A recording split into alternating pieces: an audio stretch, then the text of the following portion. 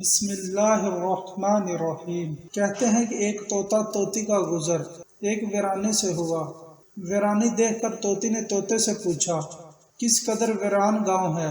طوطے نے کہا، لگتا ہے یہاں کسی الو کا گزر ہوا ہے۔ جس وقت طوطا طوطی باتیں کر رہے تھے، عین اسی وقت ایک الو بھی وہاں سے گزر رہا تھا۔ اس نے طوطے کی بات سنی اور وہاں رک کر ان سے مخاطب ہو کر بولا، تم لوگ اس گاؤں میں مسافر لگتے ہو، آج رات تم لوگ میرے مہمان بن جاؤ، ساتھ کھانا کھاؤ۔ الو کی محبت بھری دعوت سے طوطے کا جوڑا انکار نہ کر سکا اور انہوں نے الو کی دعوت قبول کر لی۔ کھانا کھا کر جب انہوں نے رخصت ہونے کی اجازت چاہی تو الو نے طوطی کا ہاتھ پکڑ لیا اور کہا، تم کہاں جا رہی ہو؟ طوطی پریشان ہو کر بولی، یہ کوئی پوچھنے کی بات ہے، میں اپنے خاوند کے ساتھ واپس جا رہی ہوں۔ الو یہ سن کر ہنس پڑا اور کہا، یہ تم کیا کہہ رہی ہو؟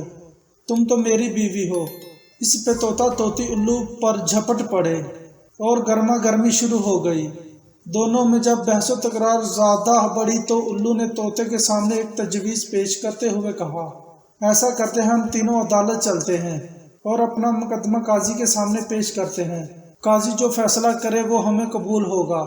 الو کی تجویز پر طوطا اور طوطی مان گئے اور تینوں قاضی کی عدالت میں پیش ہوئے۔ قاضی نے دلائل کی روشنی میں الو کے حق میں فیصلہ سنا کر عدالت برخاست کر دی۔ طوطا اس بے انصافی پر روتا ہوا چل دیا تو الو نے اسے آواز دی، بھائی اکیلے کہاں جا رہے ہو؟ اپنی بیوی کو تو ساتھ لیتے جاؤ۔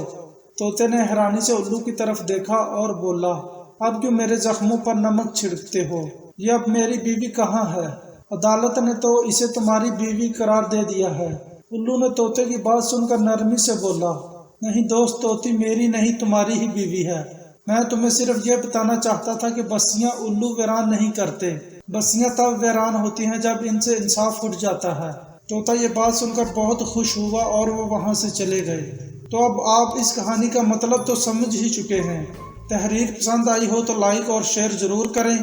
ایسی مزید کہانیوں کے لیے ہمارے چینل کو سبسکرائب کر لیں۔